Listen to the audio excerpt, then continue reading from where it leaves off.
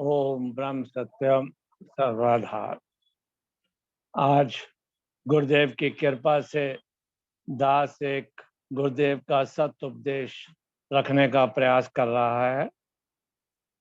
गुरुदेव कहते हैं मन का स्वभाव है कुछ ना कुछ सिमरन करते रहना। क्या फरमा रहे हैं मेरे गुरुदेव?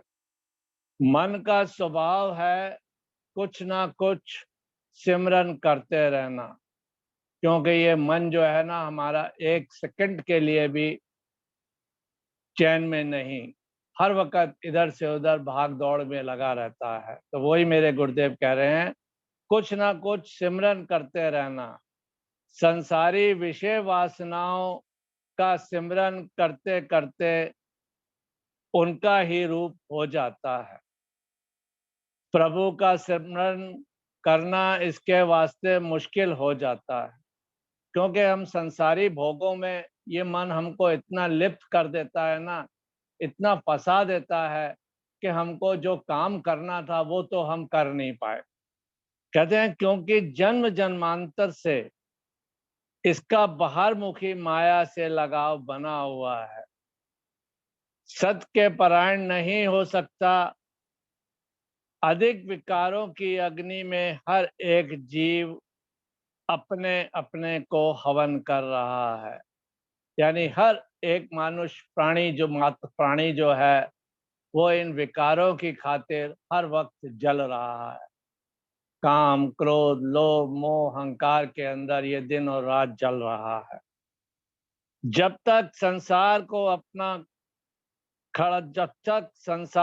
अपना खड़ा किया हुआ है नहीं समझता, तब तक इससे छुटकारा पाने का यत्न भी नहीं ढूंढ सकता।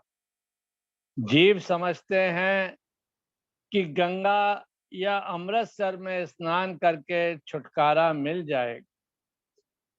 2 पैसे की अरदास करके मुक्ति मिल जाएगी।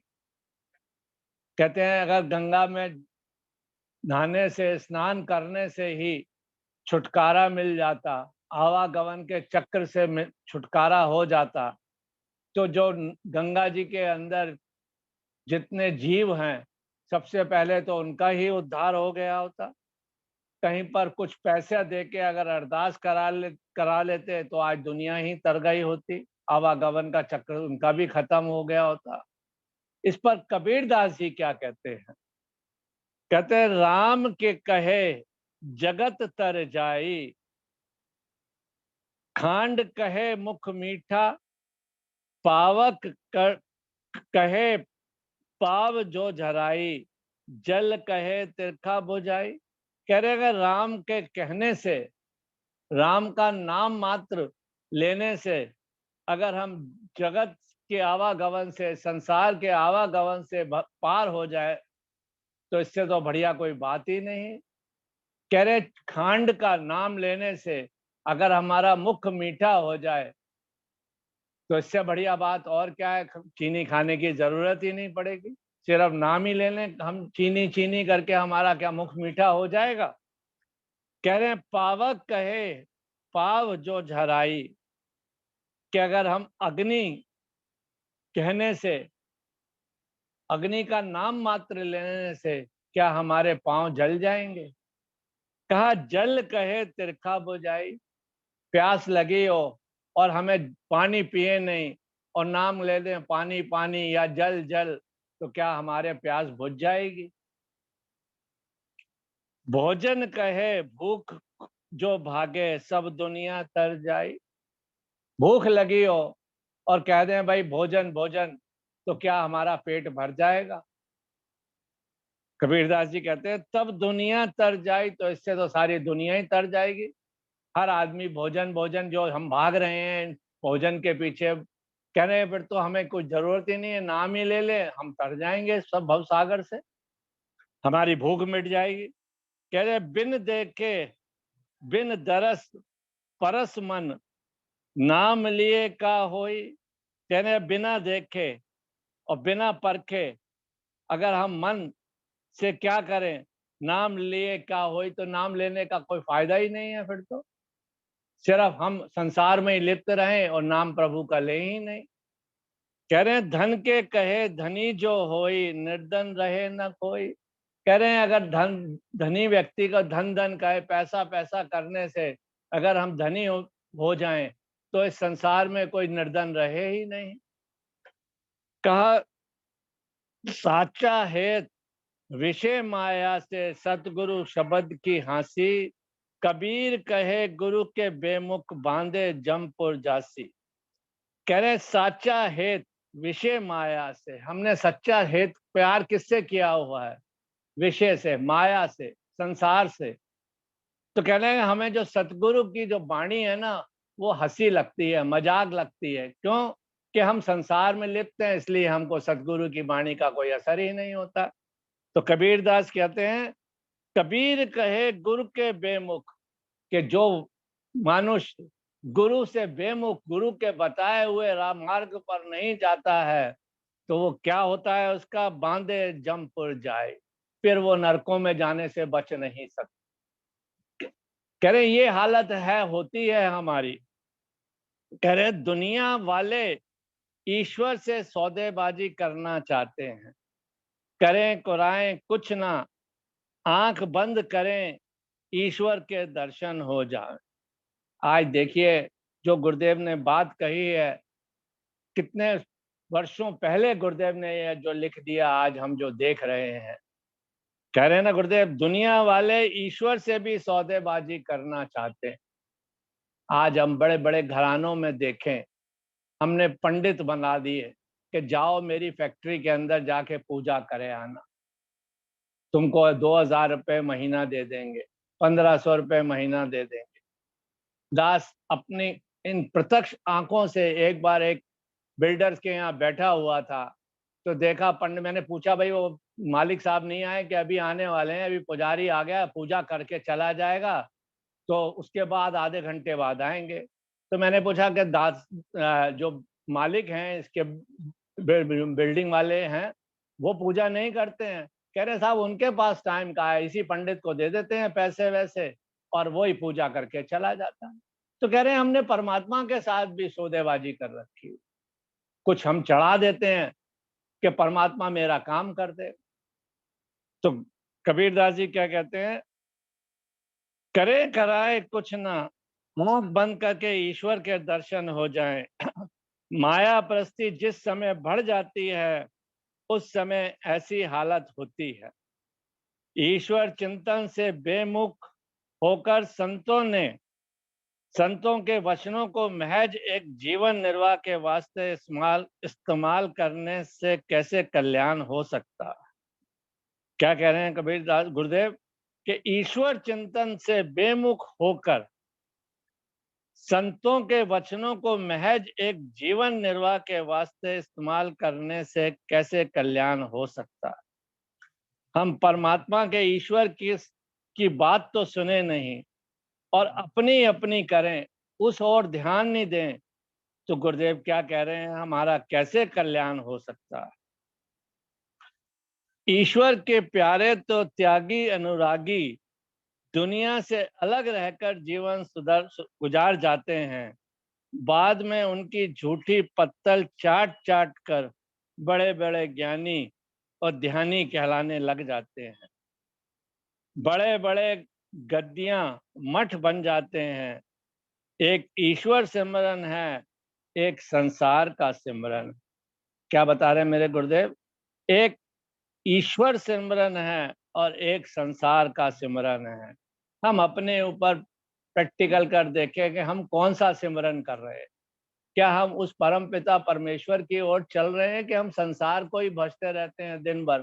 कि आज व्यापार में क्या आया, कैसे आएगा, क्या करेंगे, परिवार को कैसे करेंगे, इस जगह जाना है, उसकी कैसे तैयारी करनी है।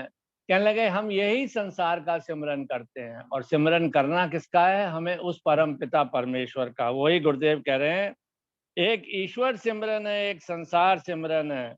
एक सिमरन बंधन से मुक्त करता है, जो सच्चा सिमरन है, जो प्रभु का नाम लेके किया जाता है, वो हमको बंधनों से मुक्त करता है। संसारी सिमरन बंधन तन बंधन हम संसारी सिमरन बंधन तर बंधन हमें बांधे रखता है। हम संसार के अंदर हमेशा बंधे हुए हैं, एक कार्य करते हैं दूसरे में फंस जाते हैं, क्योंकि हमने सिमरन किसका कर रहे हैं, इच्छाएं किसकी कर रहे हैं। कह रहे हैं वो हम सब संसार की कर रहे हैं, तो कह रहे हैं वो हमको बंधनों से नहीं छुड़ा सकता, हमको बंधनों में बांधता है। कह रहे हैं बंधन से छुड़ाने के वास्ते प्रभु परायण होना है। इस वास्ते हर समय क्षमा, दया, धीरज, त्याग आदि महागुणों की जरूरत रहती है। कह रहे अगर इन बंधनों से हमको छूटना है तो क्या गुरुदेव ने 4 बातें बताई। कहा पहले क्षमा, कोई किसी से कोई गलत कार्य हो जाए तो उसे भी क्षमा करो। दूसरा कहा जीवों पर दया करो। तीसरा बताया धीरज, पेशेंस, कि जल्दबाजी में कोई कार्य मत करो, बड़ा स्लो गोइंग जाओ। देखो धीरज करने से आपको सोचने की ताकत मिलती है, कोई गलत डिसीजन आप नहीं कर सकते। फिर कहा त्याग, आपको किस चीज का त्याग करना है। हम कहते हैं कि जैसे हमने अन्न का त्याग कर दिया, इस चीज का त्याग कर दिया। कह रहे हैं हमको संसारी मोह माया का त्याग करना। कहा आदि महागुणों की जरूरत रहती है। जो प्राणी प्रेमी श्रद्धा से महागुणों को धारण करता है वही निर्विकार होकर शुद्धता को प्राप्त कर लेता है। मानुष जामे में ही ये जीव शांति रूपी परम पदार्थ प्राप्त कर सकता है। क्या फरमा रहे हैं गुरुदेव मेरे, मानुष जामे में ही ये जीव शांति रूपी परम पदार्थ प्राप्त कर सकता है। सिर्फ और सिर्फ मानुष जामे में ही गुरुदेव ने बताया कि ये हम उस वस्तु को प्राप्त कर सकते हैं, परम पदार्थ। कौन सा परम पदार्थ है? वो मेरे परमात्मा का नाम। कहने लगे ये किसी अन्य जूनी के अंदर हम इसको प्राप्त नहीं कर सकते, क्योंकि ये मानुष चोला जो मिला ना, इसके अंदर उस परम पिता परमेश्वर ने बुद्धि हमको बख्शी, जिससे हम सोच कर निर्णय कर कर उस परम पिता परमात्मा की ओर अग्रसर हो सकते हैं। इस वास्ते अपने आप को धर्म परायण करते हुए नित्य प्रभु आज्ञा में दृढ़ करना चाहिए, तभी इस भयानक माया जाल से छुटकारा प्राप्त कर सकेगा। कबीर को ब्राह्मणों ने बड़ा सताया था कि ये पूजा वगैरह कुछ नहीं करता, खाली इसने पखंड बना रखा हुआ है। कबीर भी गुरु पूरा था, आगे से उसका पूरा जवाब होता था। क्या जवाब होता था कबीरदास जी का? ना हम पूजे देवी देव, ना हम फूल चढ़ाई, ना हम मूर्त धरी सिंहासन, ना हम घंट बजाई। क्या कह रहे हैं? ना हम पूजे देवी देव, ना हम फूल चढ़ाई। कबीरदास जी कह रहे हैं मैं देवी देवताओं को नहीं पूजता और ना ही उन पर फूल चढ़ाता हूँ। कह रहे हैं ना हम मूर्ति धरी सिंहासन, ना हम मूर्तियों को सिंहासन पर रख के मैं बैठता हूँ, और ना मंदिरों में जाके घंटा बजाता हूँ। वो तो कहते हैं ये तो ब्राह्मणों ने आडंबर रच रखा हुआ। कहा काशी में जो प्राण त्यागे तो पाथर बहे भाई। कह रहे काशी के अंदर अगर प्राण त्यागने से हमारा जो है हम स्वर्ग में चले जाते, तो फिर सभी जाके काशी में ही अपना शरीर त्यागे। कबीरदास जी ने को जब पता लगा कि काशी में शरीर त्यागने से ये होता है, तो कबीरदास जी ने कहा मैं तो अब काशी में अपना शरीर नहीं त्यागूंगा। उन्होंने मगर में जाकर अपना शरीर त्याग किया। कहा कह कबीर सुनो भाई साधो, भर में जन भुकवाई। कह रहे कबीरदास जी कहते हैं कि हे भाई सुनो, ये सब संसार जो है ना इसी भ्रम में ही फंसा हुआ है। 184 जीव जंत हैं, तामे रमता हम ही रहाई। कह कबीर सुनो भाई साधो, सत्य नाम तुम काहे नहीं गाई। कहा 1,84 जीव जंतुओं के अंदर क्या है, रमता राम। उस परम पिता परमेश्वर की ही सत्ता है, वही आत्मा उनके अंदर भी विराजमान है जो कि हमारे अंदर है। कहा कबीरदास जी कहते हैं कि हे भाइयों सुनो कि तुम्हें क्या करना है, इस मानुष चोले में सत नाम तुम काहे नहीं गाई, कि तुमको सत नाम का गुणगान करना है, जो कि हम संसार में रह के नहीं करते। कहा पूरा फक्कड़ साधु था, किसी से ना डरता था, संत हमेशा सत ही कहते हैं, केवल एक सत शक्ति को मानना और मनवाना उनका परम लक्ष्य था।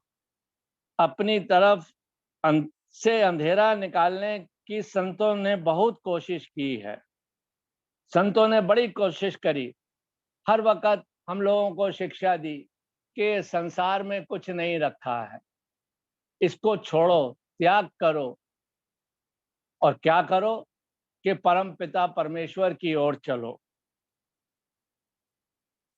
मगर दुनिया वालों को अपना ही रास्ता है। हिंदू कौम मुर्दा पूज कौम है, जिंदगी में किसी को ही नहीं मानते। जब संसार से संत चले जाते हैं, फिर उनकी मिट्टी पूजते हैं। जिस जगह कदम रखते हैं, उस पर सिर का साहब बना लेते हैं, क्योंकि कहते हो ना कि तरन तारण साहब, पंजा साहब, वाह वाह उनका ऊंचा जीवन। क्या कहा कि हम उनके पद चिन्हों पर जब वो शरीर त्याग कर चले जाते हैं, उनकी बात नहीं मानते, तो हम उनके पीछे पीछे चलने की और कोशिश करते हैं। कह रहे जो उन्होंने किया उस तरफ नहीं हम चले, पर उसके बाद हमने वो चीजें धारण करना शुरू कर दी, पाखंड बनाना शुरू कर दिया।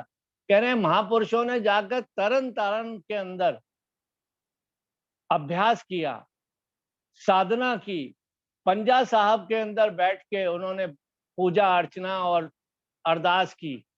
किसके लिए? परम पिता परमेश्वर की प्राप्ति के लिए। कह रहे वो कार्य तो हमने किया नहीं, शॉर्टकट मारा कि सब इस रास्ते से जो है हम पार हो जाएंगे। तो महापुरुष कहते हैं आगे, उनके नक्शे कदम पर चलना नहीं चाहते, खाली उनके नाम के पीछे क्या क्या उपद्रव हो रहे हैं। उन्होंने रक्षा का भार उठाया था। कहते हैं गुरु अर्जन देव ने, गुरु गोविंद सिंह ने हम हिंदू हिंदू रक्षा के लिए कितना अपनी कुर्बानियां दी थी। कहा ये उनके कातिल बन रहे हैं। सत्पुरुष तो प्रेम से रहने का सिद्धांत बतलाते हैं, ताकि जीवन बड़े शांति पूर्वक मिलकर गुजर सके। ईश्वर इस भयानक काल में सब जीवों को सुमति बख्शे, ताकि संसार में आने का यथार्थ लाभ प्राप्त कर सके। फिर शब्द पढ़कर आरती और समता मंगल उच्चारण किए गए, प्रसाद बांटा गया, सत्संग समाप्त हुआ। फिर एक प्रेमी जी ने गुरुदेव से प्रश्न कर दिया।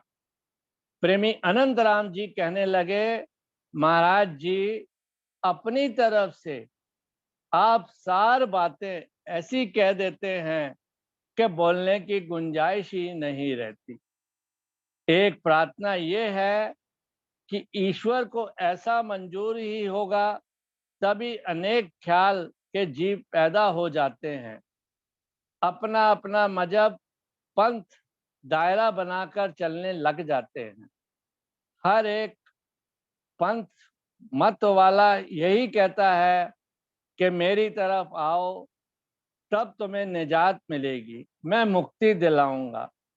ऐसे भरम भुलेखे में बाज औकात पड़ जाते हैं। खास कर पढ़े लिखे लोग वह कुछ नहीं कर सकते। आप ही हमारे सामने हैं, इस वास्ते हम कुछ किसी नतीजे को समझ कर चलने वाले बन सकते हैं, वरना चारों तरफ फंसाने वालों का चक्कर ही बना हुआ है। अब गुरुदेव मेरे क्या उत्तर देते हैं। श्री महाराज जी फरमाने लगे, प्रेमी, ये आज की बात नहीं है, शुरू से ही दो हालतें चली आ रही हैं। ये मार्ग समझदार बुद्धिमान लोगों का है।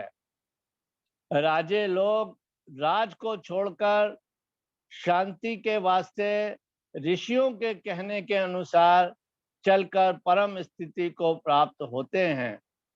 मामूली साधारण जीवों को जिधर लगाओ उधर चल पड़ेंगे। विरले ही संत विरले ही संत समझाने वाले भाग्य से मिल जाते हैं। अंधे ते बंदा के अंधों के साथ हम बन जाते हैं। चलने वालों को रास्ता मिल ही जाता है। ईश्वर ने सबको बुद्धि दे रखी है। संसार का लोभ मोह कुछ करने नहीं देता। जितने भी मजहब पंथ हुए हैं, सब ने प्रभु परायण होने की हिदायत की है। प्रभु परायण का मामला मुश्किल से बुद्धि में बैठता है। इस वास्ते बाज संतों ने गुरु परायणता सिखाने की कोशिश की, जिस करके अलग अलग मार्ग और पंथ बन गए। मुक्ति भक्ति को कोई नहीं बताता। गुरुदेव क्या कह रहे हैं कि जो सही मार्ग है उस पर चलने का हमें कोई रास्ता नहीं बताता। कह रहे हैं गुरुदेव, मुक्ति और भक्ति को कोई नहीं बताना चाहता। एक लकीर पीटने वाले बात बाद में रह जाती है। गीता से पढ़कर जितने फिलोसफर ध्यान करना है, मगर कौन चल रहा है? जैसे ही तालीम मोहम्मद ने दी, जिस्म और जान दो अलग अलग चीजें हैं। केवल वाहिद एक अल्लाह के बिना दूसरी उसकी कोई मिसाल नहीं। ईश्वर भक्ति नहीं तो और क्या है? अब ये क्या सूरत अख्तियार कर पाए हैं? जो गुरु पीर अवतार पैगंबर हुए हैं, असल में वही सच्चाई को मानने वाले हुए हैं। बाद में धारा बदल जाती है। तुम दूसरों को छोड़ो, इस बहस में मगज यानी बुद्धि चंचल हो जाती है।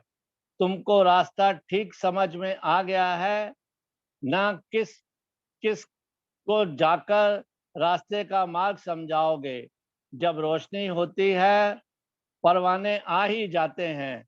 जिस जगह के भाग्य में होगा, आप ही चलकर आएगा और उनको प्रेरक शक्ति ले जाएगी। ओम ब्रह्म सत्यम सर्वाधार। दास से कोई गलती हो तो क्षमा कर।